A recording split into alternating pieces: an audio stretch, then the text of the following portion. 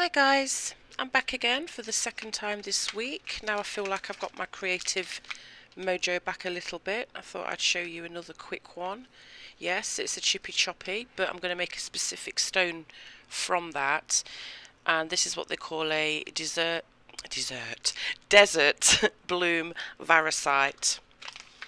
So that's what I'll be doing today. And all you'll need for that is some translucent clay, which I've got here, and 3 colours of alcohol ink. Now I'm using my Picassios, and I'm going to be using a navy blue,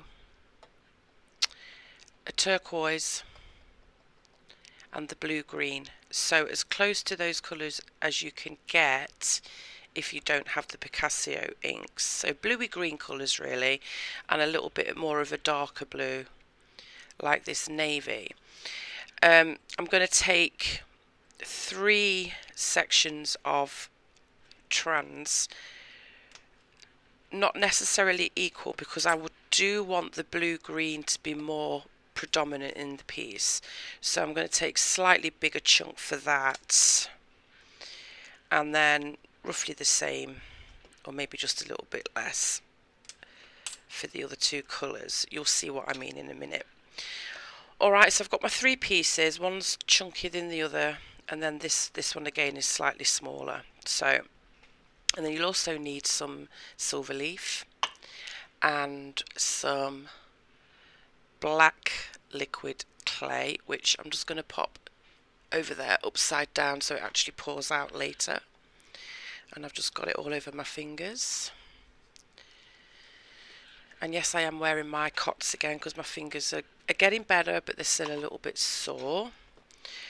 And then obviously cutters of your choice. I've got a few. I've not fully decided which ones I'm going to use yet, but all these ones are from Oh Joy Creations. And I might even just go with a simple round one with a little donut hole cut out. But I've just got those ready, and also a brush. Alright, so like I say, the Desert Bloom Varicsite is like a bluey green, but it has got a darker blue in it. So I'm going to try and get as close as I can to those colours. I'm not saying it's going to be exact, but I have tried this already and it was pretty close. So first thing first, and I'm going to take the blue green, and I'm just going to go 1, 2, 3, 4, 5 little drops of it on there, like so. Now this has all got to get mixed through the pasta machine, so I'm just brushing this on for now. Now the beauty of this, you can mix and roll it out and condition it, and if the colour's not exactly right, you can always just add a little bit more. So I always prefer to go less than more to start with, just to be on the safe side, because I might need to add a little bit more, but you can't take it away. So that's that one, as simple as that.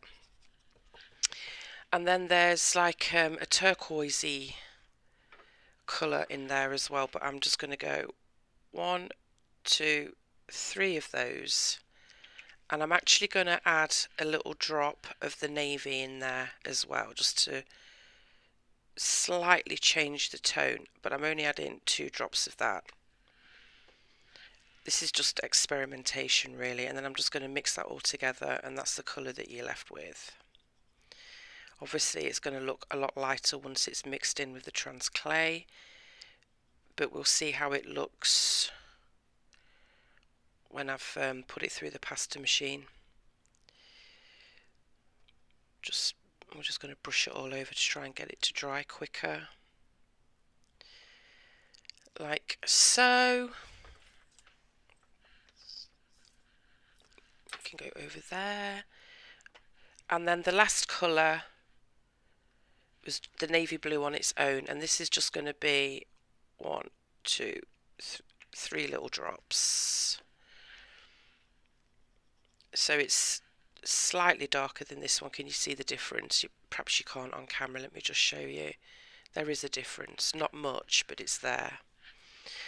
Alright, so I'm just going to go and let these dry, and then I'm going to pass them through the pasta machine until they're thoroughly mixed, and we'll see if we need to alter the colours any. Alright guys, so once I've done that, I will be back. So I mixed all these, and these are the colours I'm left with. This one's pretty close, but, and it does bake darker, bearing that in mind, but I am going to add one more drop of the blue-green to that one. So that was the blue-green. I did 5 drops, and now I'm adding another one. And I've lost my brush. Why do I always lose things? I just had it.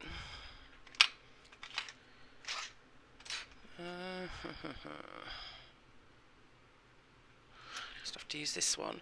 So I'm just going to quickly brush that over, and it is just another little drop. So that's going to get thoroughly mixed again. So that's just adding a little darkness to that one. I mean, you can leave the colours as they are if you're happy with that. I just want to try and get it a little bit more close to the real thing. I'm not saying I'm going to get it exact, but... And then for this one, where I did the mainly turquoise and a little drop of navy, I am just going to add a couple more drops of the turquoise. Okay. And do I want to... I'm just looking at my picture. I think I'm going to add another drop of the navy as well, just one drop, like so. So all I've done is added a few drops extra to each piece of clay. But on this one, I'm just going to add a drop of turquoise, because it's not quite bluey green enough, and I can't get the lid back on. So that's all I'm doing for that one, just to change it up a little bit. Okay, so these need to dry again, and then I'm going to pass them through my pasta machine one more time, and fingers crossed that's closer to what we're looking for. I'm just showing you this, guys, just so you can see that, you know, you can experiment and just keep adding colour if you want to. So it's always best to start off with less and then gradually build up to more if needed. Okay, so like I say, I'm going to go and let these dry, and then I'm going to thoroughly condition them and pass them through my pasta machine, and I'll be back. I've thoroughly mixed these so the colours are all blended together nicely, and this is what I'm left with, and I think that's as close as I'm going to get it. And there isn't that much difference between these two, but there is a difference, and you might not be able to pick it up on camera, but there is a difference. And I probably won't even use all of this anyway, we'll see. I forgot to mention, guys, you'll also need some kind of dark, well, I've got black, but you could always use a dark silver mica powder, but I'm using black. I forgot to mention that at the beginning. Now I'm just going to take each of these and just screw them up into logs. So do that.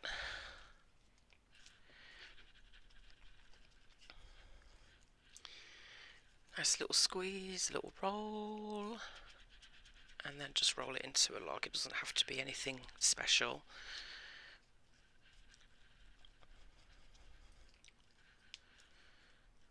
Like this.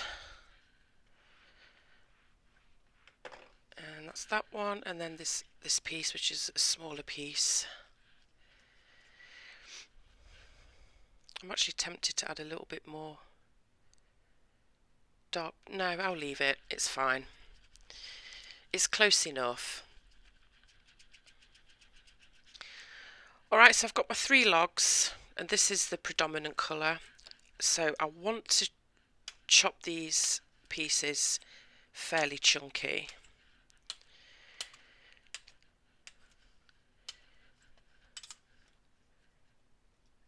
Like this. I'm just seeing if I want to go a little bit smaller. Maybe just a little bit smaller. But I do want to keep these pieces a lot chunkier. So that's that first pile, and then this can go smaller, and actually quite a bit smaller as well.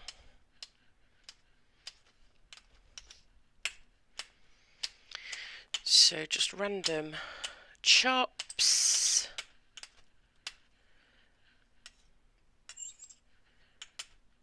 Oops.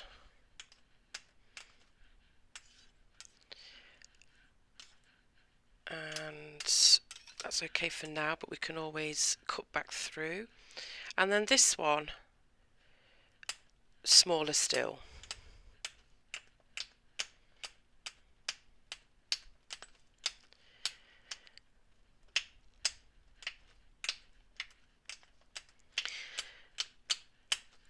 Okay.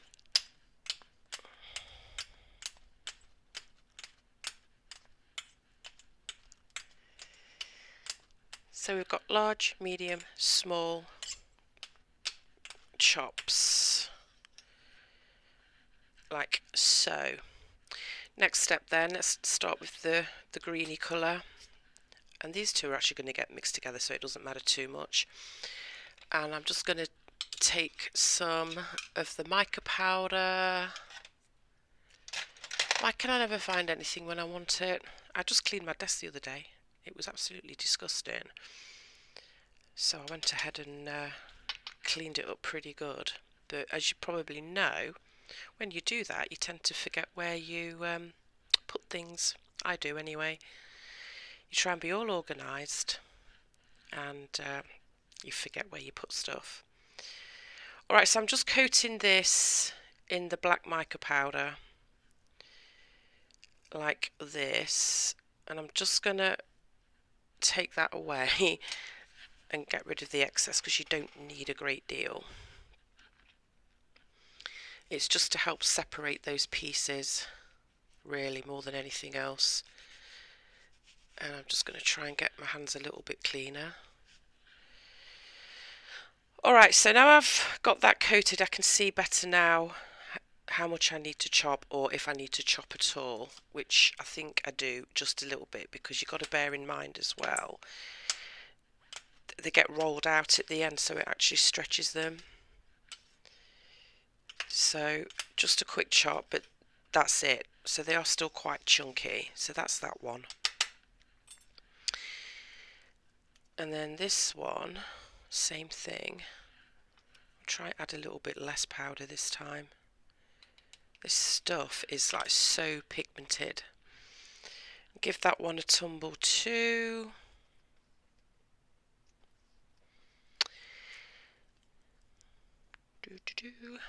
Tumble, tumble.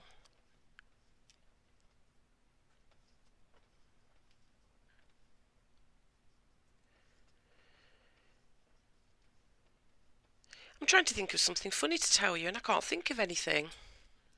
It's been a bit of a quiet week really. I am going to a pumpkin party on Saturday. My friend does one every year, so we carve pumpkins and some people get dressed up. I don't usually bother with that part, but not because I'm boring, just because, I don't know, I just don't.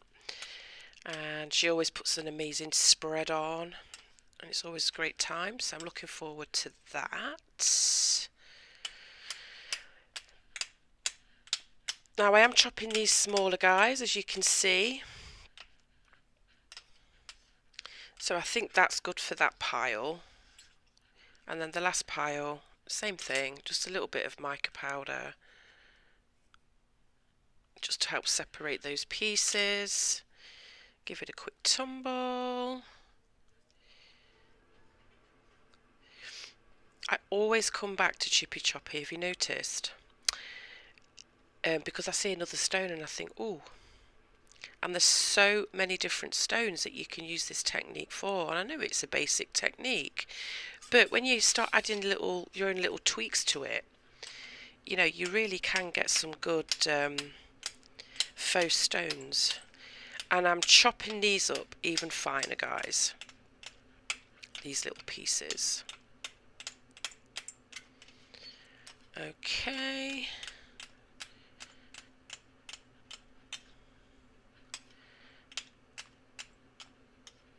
And I think that's good. Now these two can just get thrown together, because I was just looking at my picture and they do kind of just mix together. This I want to keep separate. Right, Now it gets messy again, as you know.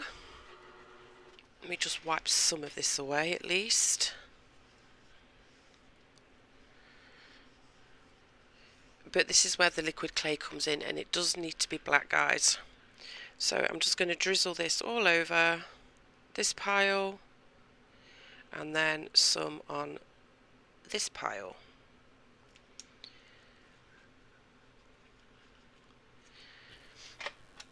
And then just the usual, mix it all together.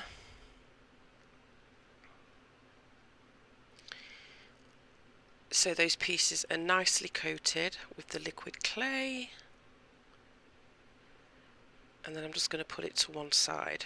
I don't want to squeeze it up yet. Same with this one. Yeesh, I think I put way too much on that one. Whoops. Let's just smooth that out of the way a little bit. Went a bit crazy there with the liquid clay.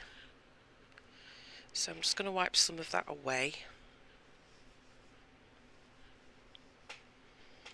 I know some people hate doing this technique because it is so messy, and especially if you don't wear gloves like I don't. I really should probably, and I'm definitely going to be wearing gloves when I'm playing with my UV resin from now on. It's just not worth it, getting cracked fingers like that.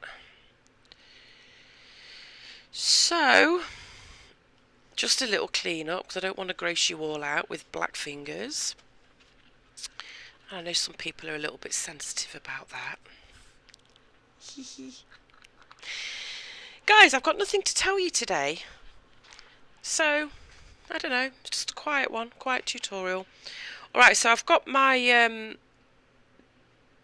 chunkier pieces here, and I want those to be all together like this, but I've separated a smaller pile. And then I'm just going to bring these in and kind of place it around that green here and there, and just bring a few of the little chunky pieces down there. So you're not just throwing it all together, you're arranging them, because the picture that I've been looking at, there's a lot of green up here and then there's smaller pieces down here, and I'm not sure I'm going to need all of this, to be honest. And I put way too much liquid clay on there, but I'm just doing that. So I've got the green at the top and the blues down here, the chunky at the top, the smaller pieces at the bottom, and then a few chunkier pieces thrown in here and there. And I might as well just use it all. Why not? So I'm just going to do that and kind of mush it around there like so.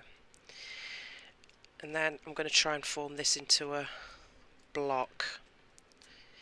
But I am going to clean the desk a bit because this is gross. Way too much clay, liquid clay. It's a good thing it wipes up easily. Alright, so when you've formed where you want your pieces to go, like I say, don't just throw them randomly together. You want a little bit of uniform with this one. And now I'm just going to try and, as best I can, keeping those pieces where I put them, form it into a block. And because it's so wet with liquid clay, I'm having a hard time with it. I better get another wet wipe so I can wipe my fingers off a bit and wipe this down again. And it might help if I dried it off a bit as well. Okay. Right, okay, so the dark green's still up there and the rest is where I put it. And I'm just forming it into a block. That's better.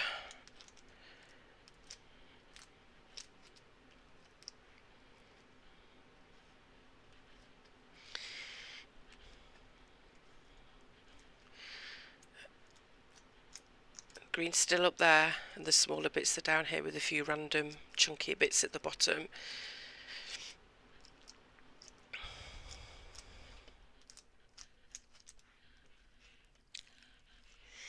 And I'm really compressing this into a block now.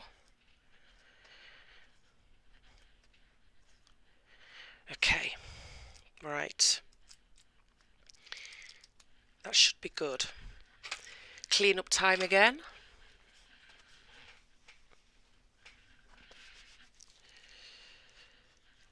Clean my hands as best I can for now.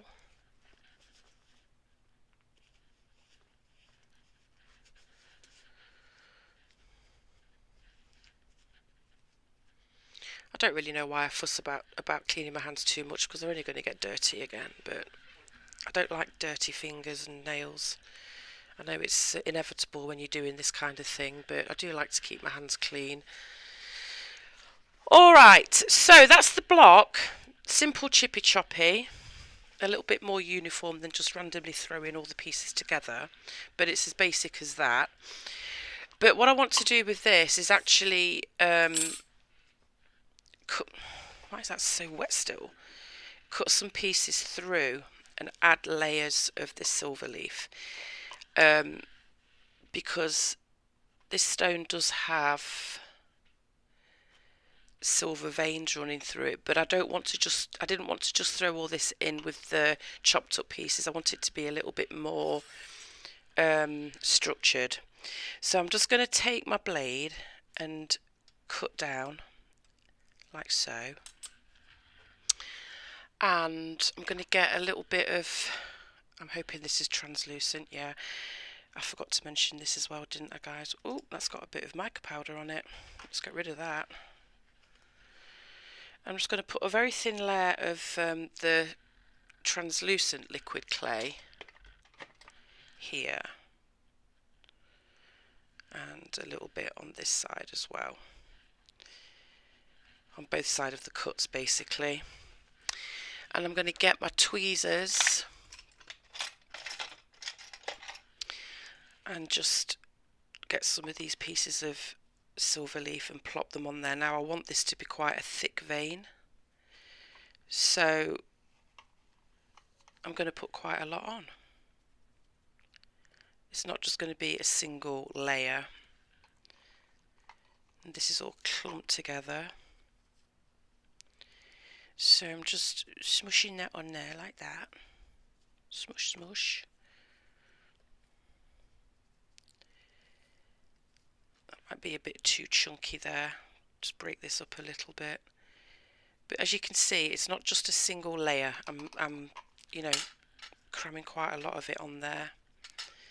And then I'm just going to put the two cuts back together like so.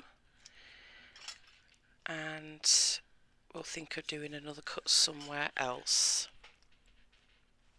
I'm just looking at my picture. Okay, I mean it doesn't have to be the same as the picture obviously, but so I'm going to cut one here as well, like so. I'm going to get my little bit of liquid clay, translucent liquid clay. This just helps to stick the silver leaf down because it does like to resist stick. So resist stick, resist sticking. So I just add that just to help it. Same thing, I'm just cramming that on there like this. Give it a good press, make sure it's stuck on there good, and then just join those pieces back up together like that. And I think I'm just going to do one more cut, but I'm going to do it going the opposite direction. These are random cuts, they're not, you know, they're random. And don't panic if it does come apart, because it does. It's because of the metal leaf, the silver leaf, that it's doing that. But don't panic, it will come together eventually. So a bit more liquid trans on there. Oops. And a bit more on there.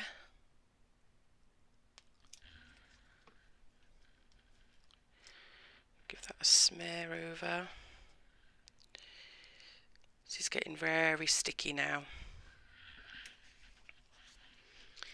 And the final pieces of metal leaf, silver leaf, can go on here. Oh my goodness. Sticky mess now, guys.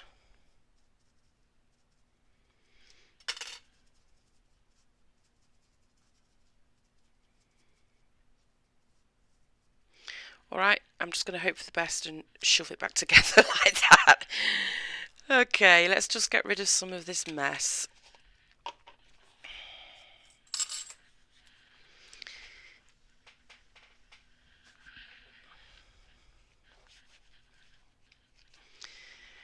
Dry this down again quickly.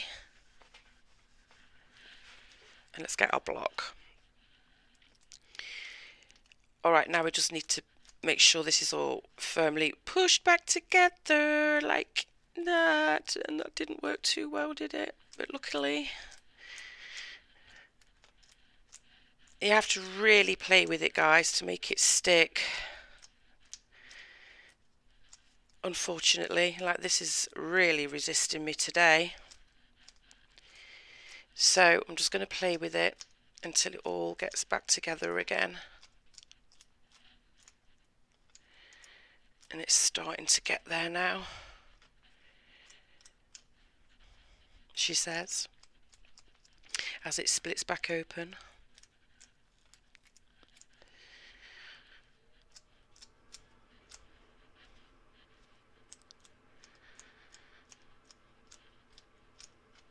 And obviously once it gets sliced and you start manipulating it once it's sliced as well, that will help towards it sticking better as well. But I'm just trying to get it as best I can now.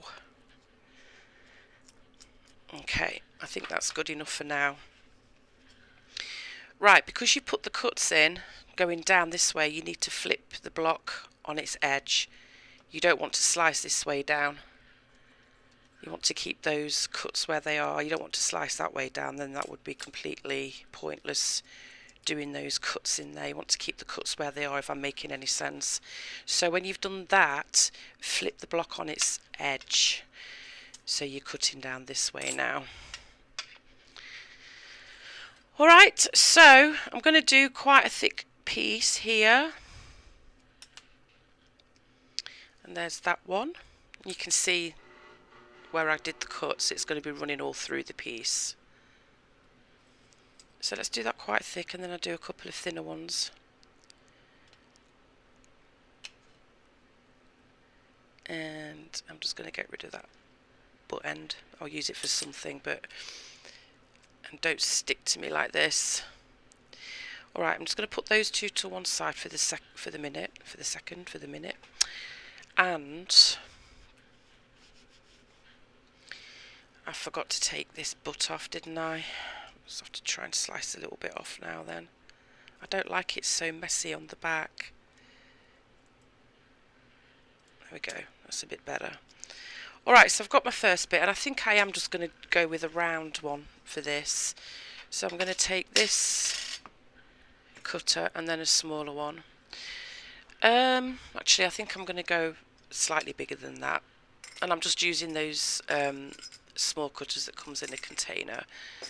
The inks and the cutters, the round cutters, are listed on my Amazon storefront, as are the cutters that I might use from her Joy Creations.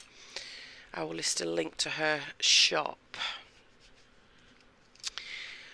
Alright, so I'm just going to make sure this is pressed down firm on there, and then I'm just going to give this a roll. And if it splits open like that, don't panic, you can just push it back together. But you can see these green bits are chunkier, and that's really what you want. And I'm just going to gently lift and flip. and roll this out, and I need it to be big enough for this, which it already is, but I want to use my little I don't even know what you'd call them, but Joy from Joy Creations made these, and they're little sticks. You see me use just these little wooden sticks before to roll out so everything's level, but she made these, and they come in different thicknesses: 2mm, 2.5mm and 3mm. I think I'm just going to go with the 2mm, but they're so cool to be able to get your pieces level without putting them through the pasta machine. I don't like putting my chippy choppy faux stones in the pasta machine, it stretches it too much. So I'm just going to use these to gently roll them so it's even, but I am going to turn it as well and roll it that way. And like I say, any pieces that kind of break away or separate like this, you can just smush them back together. It's no big deal. So I think that's good. They seem pretty level now. That seems pretty level now. But they're really cool. Again, you can get these from Joy Creations, and I'll list her link in the description. Next thing then, my usual rubbing alcohol. And I'm just going to give it a quick clean, just to get rid of any residue. Mica powder or silver leaf or the liquid clay. It just helps clean it up a bit, and it means less sanding as well at the end.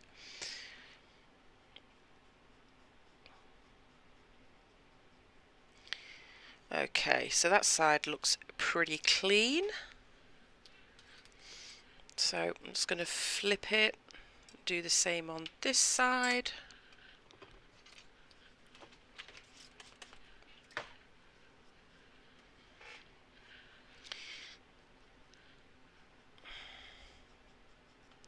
So now it's not sticking because it's wet, obviously, but it's fine. Actually, get a piece of paper. That will help. Oops. This side's a little dirtier, so I'm going to need to use a little bit more rubbing alcohol on it, because I like the stone to be both sides. I don't like to back with a different clay on these.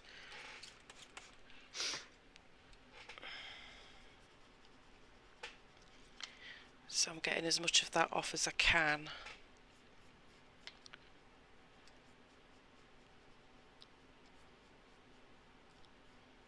But I suppose the rest can be sanded off. Okay, so there's that piece. Well, there's that bit. I'm just going to tap this dry a little bit. There we go. Alright then, so which way do I want this to go? I want the green to be at the top. So I'm just going to take this at the top and get as much of that chunkier green in there as I can. Cut through. And then I'm just going to do a little donut centre. I don't know if to do it in the centre or higher up. I think I'll do it higher up, so it's not going to be dead centre on this one. And hopefully I can get it in the right spot. Again, it's difficult when you've got a camera right in front of you. So I'm just going to do that. And there we go. Simple. So there's that one. Now this is going to get baked for an hour at 275 because it's Premo. And I'm going to sand it all over with a 320 grit, front, side and back. And then I will be back. What should we do with these pieces, guys? Let's make a pair of earrings. I'm just going to go with this shape.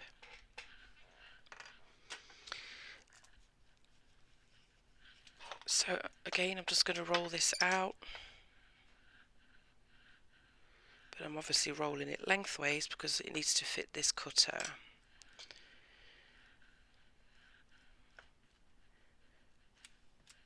And I do like my earrings to be a little bit thinner, because I don't like using big jump rings. I just don't like the look, so I make them thinner so I can use a smaller jump ring, if that makes sense. So I'm going to go with 2mm on these, if I can find it. Okay, where did that go? Oh, there it is. Okay, so I'm going to go 2mm with these ones, with the earrings. Oops. Okay, we've got a problem here.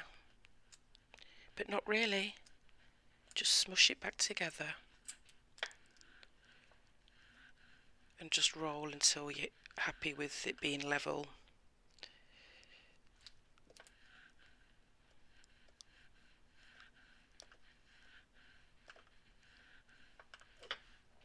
That's it.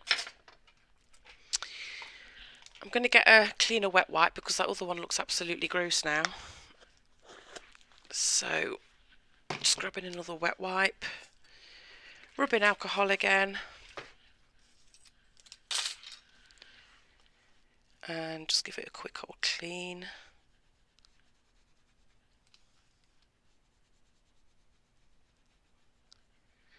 I suppose in reality I didn't really need to show you this. You've already seen how it goes. But I always like to do a few pieces to show you. Okay, you know what I'm going to do? I'm going to cut this now, and then I'll worry about the clean-up afterwards. I don't want it sliding all over the place again. So this one's going to have a lot more green in it, but I kind of like that. I wonder if I can get them both on there. We'll see. Anyway, talking to myself again, aren't I? Let's just cut this one out.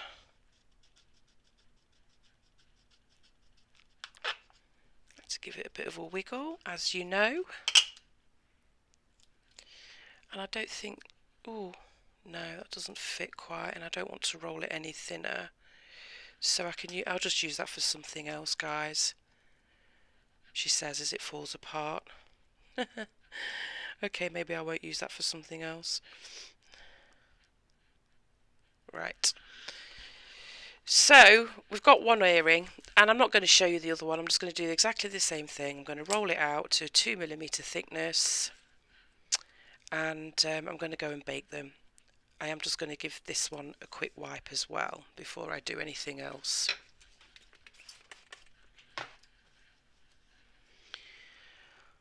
That's looking pretty cool. Alright, so I'm going to go and make the other earring. I'm going to go and bake these for an hour at 275. I'm going to sand them with a 320 grit all over, and I'll be back. Okay guys, I sanded these pieces that I made today front, side and back on a 320 grit just to smooth the edges off. I've resined the front and I've resined the back.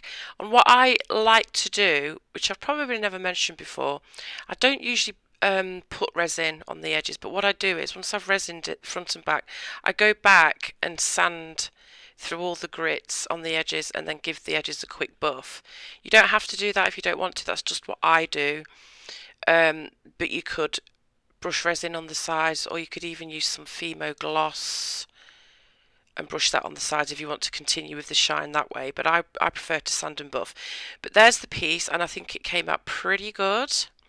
I've not decided how I'm going to dress it up yet, but I will show you one that I made before, and this is my practice run, so this is slightly different, and I've got to be honest, this today came out better. I think I got the colours just about right, but this is the one that I practiced with.